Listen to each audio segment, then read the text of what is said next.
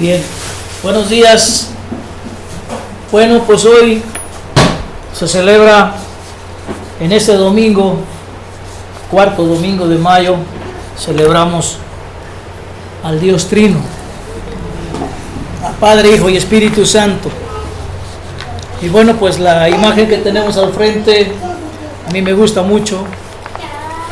Está el Papá, el Espíritu y el Hijo, pero el Hijo como un ser humano, Cristo Jesús, y representando a toda la humanidad, ese niño que está enfrente, todo ese banquete, ¿verdad?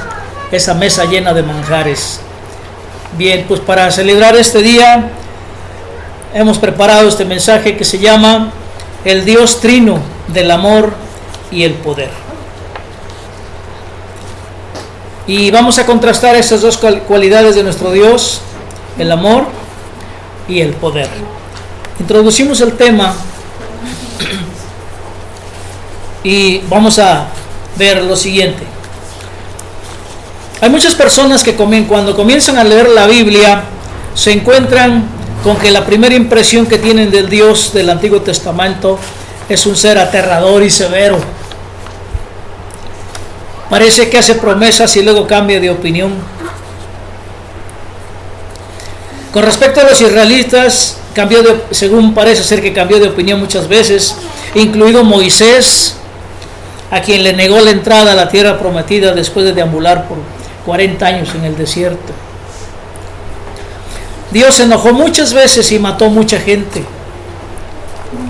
Parece que Jesús es el Dios amoroso, pero el Dios del Antiguo Testamento da miedo. Para muchas personas así sucede. C.S. Lewis, un autor cristiano que antes fue ateo, ofrece una representación de Jesús en varios de sus libros como un león, un gran león llamado Aslan, que es aterrador y a la vez es amoroso. Y bueno, vamos a ver una fracción de uno de sus libros que se llama El león, la bruja y el armario. Y dice: Aslan es un león, el gran león. Oh, dijo Susan, pensé que era un hombre. Es bastante seguro. Me sentiré bastante nerviosa de haber conocido un león. ¿Seguro?, dijo el señor Weber. ¿Quién dijo algo acerca de la seguridad? Por supuesto que no está seguro. Pero él es bueno. Él es el rey, te digo.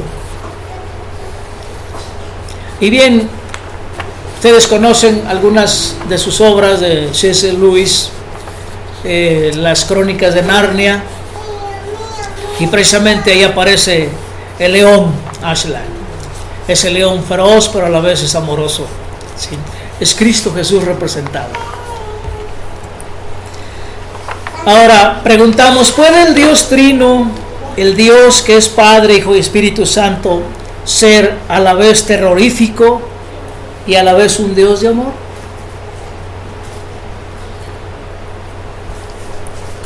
¿Podemos confiar en un Dios así? Bueno, Dios nos asegura a través de su palabra que Él es amor y también es poderoso. Veamos la escritura de Salmos 29 del 4 al 8. Dice así: la voz del Señor resuena potente, la voz del Señor resuena majestuosa, la voz del Señor desgaja los cedros, desgaja el Señor los cedros del Líbano. Hace que el Líbano salte como becerro y que el Hermón salte cual toro salvaje. La voz del Señor lanza ráfagas de fuego, la voz del Señor sacude al desierto, el Señor sacude al desierto de Cádiz. Como vemos aquí el poder de la voz de Dios, ¿verdad? Bien, ese es el gran poder. Bueno, vamos a ver el Dios Todopoderoso. porque Dios es todopoderoso. Dios es poderoso y todopoderoso. Es un motor, es un agitador. Todo lo que tiene que hacer es hablar y las cosas suceden. El salmista no vio a Dios como débil. Y vamos a ver otro ejemplo en el libro de Isaías. ¿Cómo lo pinta el profeta Isaías? El año de la muerte del rey Usías, vi al Señor excelso y sublime, sentado en un trono. Las orlas de su manto llenaban el templo. Por encima de él había serafines, cada uno de los cuales tenía 6 alas. Con 2 de ellas se cubrían el rostro, con 2 se cubrían los pies y con 2 volaban. Y se decían el uno al otro: Santo, santo, santo es el Señor Todopoderoso, toda la tierra está llena de su gloria. Y acabamos de cantar esa canción. Santo, santo, santo. ¿Cómo vemos a Dios aquí? Poderoso, majestuoso, grande,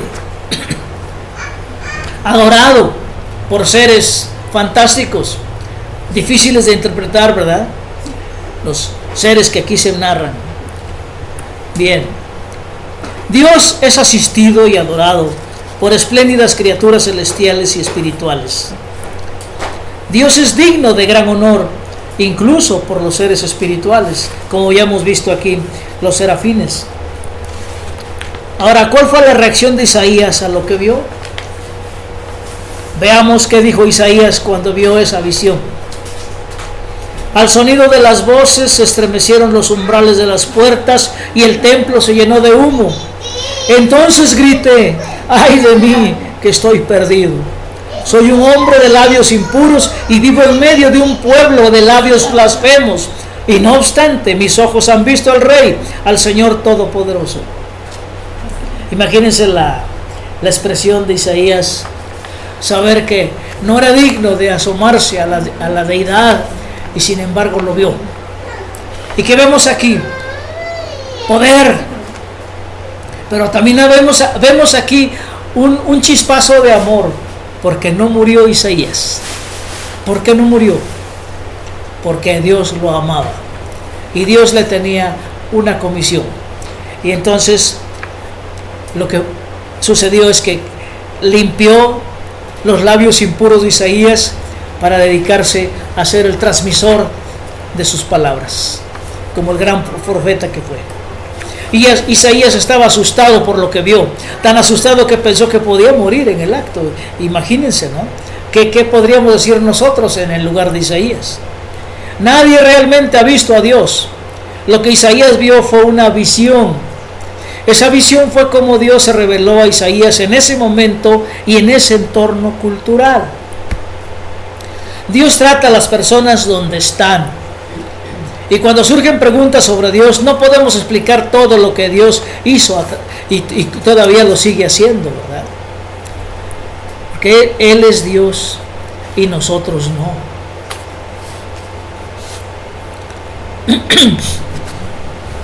Pero si sabemos que Dios es amor, eso es quien es y quien ha sido siempre. Dios es amor. En el Antiguo Testamento Dios trató a las personas en la cultura en la que vivían en ese momento. Hoy no se presenta de esa manera.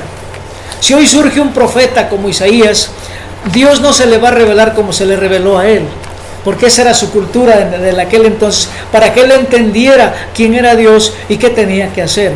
Hoy sabemos que por el libro de Hebreos nos dice que en los últimos tiempos nos ha hablado por el Hijo, pero también nos habla a través del Espíritu Santo, el que transforma nuestras vidas. Y bien, pues entonces en este momento podemos verlo de otra manera. A lo largo del Antiguo Testamento aprendemos verdades básicas acerca de quién es Dios. Dios no solo es todopoderoso y creador de todo lo que es, sino que es un Dios de amor, de redención y de salvación, extremadamente paciente. ¿Se acuerdan cuántos años esperó a Moisés para darle la siguiente indicación? 40 años. 40 años y él es paciente. ¿Se acuerdan del pasaje de Gedeón? cuando le pidió a Dios una señal y después se la cambió. Le dice, pues ahora hazme al revés, ¿verdad? Y ahora vuélveme a hacer como era al principio. Y Dios le tuvo paciencia y le contestó con amor. Ese es nuestro Dios. Ese es nuestro Dios, hermanos. Todopoderoso, que da miedo, ¿verdad? De acuerdo a la expresión del Antiguo Testamento. Yo creo que hoy no nos va a dar miedo, porque hoy estamos en otro ambiente, ¿verdad? Y en otra historia. Y ahora sabemos que Dios, a través de Jesús, nos ha acercado a su gloria. Y podemos ver la gloria de Dios. Por eso hace un momento les pedí de favor que sintieran al cantar la canción de Como el Siervo, sintieran esa necesidad, esa sed y esa hambre de sentir la presencia de Dios. Y Él es todopoderoso, pero a la vez es amoroso. Bueno, ese es el Dios todopoderoso que nos ama. Ese es el Dios trino que creó el mundo, creó todo lo que existe con el estruendo de su voz. Y Jesús es su representación viva. Por eso pudo calmar la tormenta, por eso pudo caminar sobre las aguas, por eso pudo hacer tantos milagros, convertir el agua en vino, etc. Bueno, ¿y el Dios de amor? Ahora viene la otra parte, ¿verdad? La otra cara de la moneda, el Dios de amor. En el Nuevo Testamento aprendemos algo sorprendente. Y veamos, por ejemplo, que en Juan 1:1 dice, en el principio la palabra ya existía, la palabra estaba con Dios y la palabra era Dios. De acuerdo a la Nueva Traducción Viviente, de acuerdo a la Reina Valera, en el principio era el Verbo y el Verbo era Dios y el Verbo estaba con Dios. Verbo y palabra vienen siendo lo mismo, conocimiento, ciencia, así es todo. Jesús es todo eso, el conocimiento, la verdad y la vida y la resurrección y tantos títulos que tiene nuestro Señor Jesucristo. Así es que aprendemos esto, de que Jesús, el que se hizo humano, estuvo desde el principio con Dios. Jesús es el mismo Dios que acabamos de describir. Ese todopoderoso, ese que habla y hay truenos y fuego y se siembra la tierra y se siembra el templo, ¿sí? Y en forma de poema dice David que el monte se brinca como becerro y el otro monte también, ¿verdad? El Hermón y el Líbano, y bueno, tantas cosas tan hermosas que se expresan en la forma poética como lo hicieron en el Antiguo Testamento. Él dijo que vino a revelar al Padre y a enviar al Espíritu. Eso es lo que dijo Jesús. Esa es la otra cara de la moneda de ese Dios todopoderoso. Además de redimirnos y salvarnos, restablecer nuestra relación con el Padre fue el propósito principal de su ministerio. Mucha gente dice, bueno, Cristo vino a la tierra para perdonar mis pecados. Cristo vino a la tierra para redimirme y ahora puedo arrepentirme y decirle a Dios, perdóname, y Él me perdona. Y bueno, y murió en la cruz por mí. Y bueno, y ahí se queda. Muchas veces hay mucha gente que así lo expresa y así lo tiene en su mente y se queda con una imagen de un Jesús muerto en la cruz. Y esa es la figura que siempre encontramos en muchos hogares, el crucifijo. Pero ese no es nuestro Cristo. Nuestro Cristo está vivo. Nuestro Cristo es resucitado y Él vino a cumplir el propósito principal de su ministerio, que es restablecer nuestra relación de amor con Padre, Hijo y Espíritu Santo.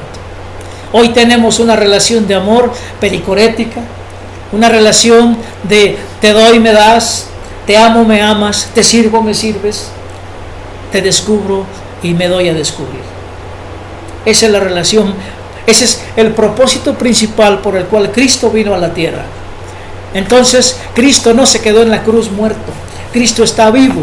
Cristo es un ser resucitado, un ser humano resucitado, lleno de gloria y poder. El poder que tuvo antes de que viniera como ser humano, hoy lo vuelve a tener, pero ahora como ser humano. ¿Y por qué? Porque nos ama. Y porque gracias a que Él es un ser humano, nosotros tenemos el privilegio de relacionarnos con Padre, Hijo y Espíritu Santo de la forma en que lo hacemos, en esa relación de amor, porque Dios es relación. Dios es relación y la relación se da en amor.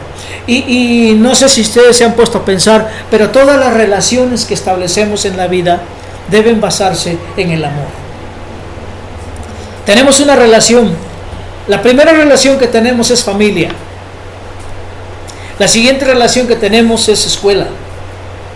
La siguiente relación que tenemos es el pueblo donde vivimos, el lugar donde vivimos. Otra relación más adelante, cuando nuestros padres son cristianos, nos llevan a la iglesia y ahí tenemos otra relación.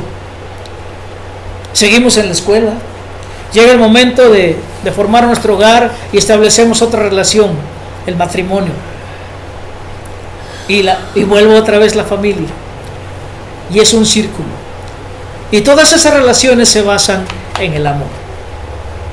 Se me olvidaba por ahí una relación que la establecemos desde que somos niños, los amigos. También los amigos, la relación de amistad se basa en el amor. Todo se basa en el amor porque somos seres de relación, creados por el Dios que es todo relación. Y así es como llegaremos a vivir la eternidad en una relación perfecta y eterna con Padre, Hijo y Espíritu Santo. Jesús no es una visión. Jesús fue un verdadero ser humano y sigue siéndolo. Y no solo eso, como le dijo a Nicodemo, que él había estado en el cielo con Dios. ¿Se acuerdan del pasaje cuando se llega a visitarlo Nicodemo? Nicodemo creyó que Jesús era de Dios. Eso lo sabemos. Nicodemo fue un sacerdote, un fariseo, ¿sí? Difícil, pero creyó. Él fue uno de sus discípulos de Jesús, pero sin que nadie se diera cuenta, porque entonces iba a ser expulsado del Sanedrín. Pero ese es Nicodemo. Y en la explicación de Jesús sobre el renacimiento espiritual, se refirió al incidente cuando Dios salvó a los israelitas de las serpientes venenosas. Vamos a ver la escritura. ¿Por qué le dijo Jesús a Nicodemo acerca de la serpiente de bronce que Moisés clavó en el desierto para dar vida? Porque estaban muriendo las personas mordidas por las serpientes. Pero ¿qué pasaba cuando una serpiente moría a una persona? Miraba a la serpiente de bronce clavada en un asta, en un madero, y entonces tenía vida. Milagro, ¿verdad? Un gran milagro. Y así es como, ahorita vamos a leer la escritura, cómo es que le dijo a Nicodemo, y así como la serpiente de bronce fue puesta, así también el Hijo del Hombre tiene que ser alzado en un madero, ¿verdad? Bien. Esto era algo que Nicodemo podía entender por su conocimiento de las Escrituras. Fíjese bien cómo Jesús se le presenta de acuerdo a la cultura de la gente, ¿verdad? A Isaías se le presentó una visión terrorífica, pero a Nicodemo le dice que como él sabe las Escrituras, dice, yo soy, dice, lo que representó esa serpiente de bronce. Usando esta analogía, Jesús le enseñó a Nicodemo acerca del plan de Dios para redimir y salvar al mundo entero. Veamos la escritura de Juan 3, del 11 al 17. Dice así: te aseguro que hablamos de lo que sabemos y damos testimonio de lo que hemos visto personalmente, pero ustedes no aceptan nuestro testimonio. Porque recuerden que ningún fariseo le creía a Jesús. Bueno, no ninguno, algunos sí creyeron, pero al principio ninguno. Versículo 12: si les he hablado de las cosas terrenales y no creen, entonces ¿cómo van a creer si les hablo de las celestiales? Y entonces le empieza a decir: nadie ha subido jamás al cielo, sino el que descendió del cielo, el Hijo del Hombre. Se refiere a Jesús. Y fíjense cómo le dice en el versículo 14: como levantó Moisés la serpiente en el desierto, así también tiene que ser levantado el Hijo del Hombre, para que todo el que crea en él tenga vida eterna. Esto es algo hermoso. Como una serpiente de bronce en un madero, Jesús fue levantado en esa cruz, en el Calvario, ¿sí? ¿Para qué? para que todo el que él crea en él tenga vida eterna. Versículo 16. Porque tanto amó Dios al mundo, que dio a su Hijo unigénito, para que todo el que cree en él no se pierda, sino que tenga vida eterna. Dios no envió a su Hijo al mundo para condenar al mundo, sino para salvarlo por medio de él. Y ese es el gran propósito de Jesús. Y bien, pues entonces es como pudo Nicodemo entender, ¿sí?, el gran amor de Dios, el amor que redime, el amor que perdona, el amor que borra los pecados. Ya dijo David: dichoso el varón al cual no se le adjudica ningún pecado. Pues sí, qué bueno que así es, ¿no? Todos lo podemos saber. Cuando hacemos una travesura, llegamos a la casa y nuestro papá o nuestra mamá nos perdona, es que todo dar, ¿verdad? Y decimos: no lo vuelvo a hacer, pero mañana otra vez. Y así es Dios también con nosotros. Cada vez que vamos a su trono en demanda de perdón, Él nos perdona. ¡Cuánto amor! Y ese es el Dios todopoderoso, ¿sí?, el que espantó a Isaías. Y es todo amor. Las Sagradas Escrituras nos muestran que nuestro Dios Trino, a quien celebramos hoy, es un Dios de redención y de salvación. Él es el Dios extremadamente paciente y podemos ser felices y aliviados de que lo sea. Estamos contentos de que no nos dio lo que merecíamos, porque todos somos pecadores. Si fuera así, nuestra tierra sería desolada. Sí, nuestro Dios es todopoderoso. Por eso Jesús podía enojarse. Y Jesús se enojó. Jesús es Dios y algunas cosas realmente lo desalentaron. Lo desalentó la hipocresía de sus hermanos, la enseñanza falsa de los fariseos, la contaminación de la casa de su padre, que la convirtieron en un mercado. Dios es amor, pero la Biblia declara que Dios juzga el pecado. Y para que juzgue el pecado tiene que ser todopoderoso, tiene que mostrar la otra cara, el poder, la majestuosidad, lo grandioso, ¿verdad?, lo que espanta a veces. ¿Por qué? ¿Por qué Dios juzga el pecado? Porque el pecado es la barrera entre Dios y la humanidad. Y aquí es donde, ¿verdad?, y aquí es donde entra el amor de Dios. Jesús muere para eliminar esa barrera. Él, al morir, destruye el pecado. El pecado se queda clavado en la cruz. Por eso no debemos quedarnos con la imagen del Cristo crucificado y muerto. No, porque ese Cristo es el pecado que se quedó en la cruz. Es el pecado que quedó clavado ahí. ¿Entendemos eso? Veamos la cruz como el símbolo de nuestra redención, de nuestro perdón y de nuestra vida eterna. Pero a Jesús lo vamos a ver vivo, siempre sonriente. Dios resiste el pecado, se opone firme y eternamente al mal y las consecuentes consecuencias dolorosas para la humanidad. ¿Por qué? Porque Dios ama a la humanidad. Dios ama a la humanidad.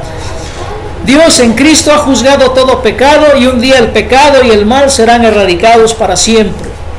Pero gracias a Dios, el Dios hombre, justo y misericordioso, Jesucristo, el juez de la humanidad, nuestro abogado y nuestro defensor. Todo es eso, Jesús. Jesús vino a restaurar una relación entre Dios y la humanidad que había ido muy mal. El mismo ser humano se apartó de Dios en el Edén. Cuando Adán le dijo a Dios: no te metas en mi vida, yo sé lo que hago. Yo decido qué hacer. En el Antiguo Testamento muy pocas personas tenían alguna relación con Dios.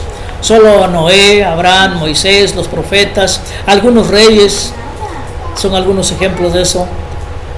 Pero vino Cristo a rectificar eso. Él vino para que todos pudiéramos tener una relación amorosa con el Padre en y por medio de Él, por el Espíritu Santo. Eso es lo que celebramos hoy, hermanos. Ese es nuestro Dios del poder y del amor, todopoderoso, todo majestuoso, poder destructor, poder transformador, poder creador, pero también amor. Amor de padre, amor de hermano, amor de amigo, amor para siempre, amor de redención, amor de perdón, amor de relación. Y somos una relación. Vamos a concluir el tema y volvemos a preguntarnos: ¿se puede confiar en ese Dios tan poderoso, perfecto y sin pecado? La respuesta es sí. Isaías lo comprobó, porque no murió, como dijo él. He visto a Dios y no he muerto. ¿Sí? El mismo Moisés también, ¿se acuerdan? Cuando subió al monte Sinaí. Pues sí. El mismo Gedeón que estuvo neciándole a Dios y Dios lo complació. ¿Por qué? Porque lo ama, lo amaba, ¿no? Y lo sigue amando. ¿Sí? Nos miramos a nosotros mismos y a todas nuestras imperfecciones y a veces nos preguntamos: ¿cómo puede Dios amarnos? Nunca se les ha ocurrido pensar: oye, ¿yo cómo soy? ¿Y Dios me sigue amando? La respuesta rotunda es sí. Dios nos ama. Nos ama en Cristo y lo demostró en Cristo. Lo demostró al dar a su Hijo para que todos tengamos su propia vida, la vida eterna. Qué hermoso. Bueno, Él puede y lo hace, ¿verdad? Veamos lo que escribió el apóstol Pablo. Y esta es una escritura que está muy hermosa porque nos ratifica el amor de Dios. En Romanos 8, 14 al 17, tomado de la Nueva Versión Internacional, dice: porque todos los que son guiados por el Espíritu de Dios son hijos de Dios. Hoy nosotros somos hijos de Dios, guiados por el Espíritu Santo, gracias a Jesús. Ese es el Dios trino, del amor y del poder. Y ustedes, fíjense bien lo que dice Pablo: y ustedes no recibieron un espíritu que de nuevo los esclavice al miedo, sino el Espíritu que los adopta como hijos y les permite clamar: Abba, Padre, papacito, papi, papá. O como dicen los niños: papito chulo, ¿verdad? Que es una expresión de ellos muy, muy hermosa. Eso es lo que dice Abba, Padre. El Espíritu mismo le asegura a nuestro espíritu que somos hijos de Dios. O sea, Dios mismo nos dice: tú eres mi hijo. ¿Sí? A cada uno de nosotros nos dice: tú eres mi hijo o mi hija, ¿verdad? Natalia, tú eres mi hija. Conchita, tú eres mi hija. Irma, tú eres mi hija. Vanessa, tú eres mi hija. Brandon, tú eres mi hijo, ¿verdad? Y a cada uno de los niños le dice: tú eres mi hijo. ¿No es hermoso eso? ¿No es satisfactorio? ¿No es una llenura de esa hambre y sed que tenemos al llegar aquí? Hermanos, esto debe llenarnos. Y si somos hijos, somos herederos, herederos de Dios y coherederos con Cristo. Pues si ahora sufrimos con Él, también tendremos parte con Él en su gloria. ¿Qué nos va a heredar el Padre a través de Cristo? La misma gloria del Dios trino, poderoso, terrorífico, pero amoroso. Es como decíamos, que me recuerda, aunque la comparación no es muy ortodoxa, pero me recuerda. ¿Quién ha visto la película de King Kong? ¿La han visto? ¿Recuerdan el pasaje cuando King Kong tiene a la chica en las manos? Bueno, este ser podía matar en cualquier momento, es un ser destructor y poderoso, ¿verdad? Pero ¿con cuánto amor trata a esa chica? O sea, un ser capaz de destruir también es capaz de tener compasión, de tener ternura, de tener amor. Y así nuestro Dios. Él nos puede destruir de un manazo, podemos decir así, ¿verdad? Porque Él es grande, Él es todopoderoso. Pero nos ama tanto, que nos tiene una delicadeza tan grande, que nos trata con cariño. ¿Sí? Así como un padre tosco, así, grandote, fuerte, que tiene una fuerza tremenda, puede cargar un bebecito con tanta ternura. Así es nuestro Dios. Y bueno, somos herederos de la gloria de Dios en Cristo. ¿No nos alegra eso?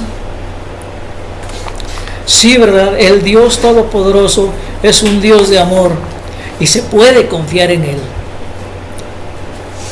No tenemos que vivir con temor de Dios, porque nuestro Salvador Jesús ha venido a nuestro rescate y por el Espíritu nos ha liberado de nuestras cargas de pecado, de vergüenza y de culpa, para que como hijos podamos llamar a nuestro Padre, nuestro Abba, nuestro papacito, nuestro papi. ¿Sí? Dios, quien es Padre, Hijo y Espíritu, es un Dios de amor, un Dios de salvación. Pensemos eso y adoremos, ¿verdad? Estamos en una relación familiar con el Todopoderoso Dios, Creador del universo, gracias al sacrificio y a la vida de Cristo. De eso se trata el sacrificio de Jesús, de eso se trata el ministerio del Espíritu, de eso se trata el corazón del Padre. Por eso hoy celebramos a Padre, Hijo y Espíritu Santo. Gracias a Dios, Padre, Hijo y Espíritu Santo, por su amor y misericordia. Y vamos a dar gracias. En el nombre de Jesús, Padre Santo, nos ponemos en tus manos para darte gracias, porque eres todopoderoso y a la vez eres amoroso. Gracias porque sabes tratarnos con toda delicadeza y con todo amor. Gracias porque eres tan grande y tan fuerte y tan majestuoso que podemos deleitarnos en tu presencia, pero a la vez nos deleitamos más cuando sabemos que nos amas, nos abrazas, nos cargas en tus brazos, nos apapachas, nos consientes, nos perdonas, nos redimes. Padre, gracias por ese amor, gracias por ese poder. Gracias, Padre, Hijo y Espíritu Santo, por vivir en nosotros y por tenernos reservada la vida eterna en una relación perfecta de amor eterno. En el nombre de Jesús te damos gracias, Padre, y por el poder del Espíritu Santo. Amén.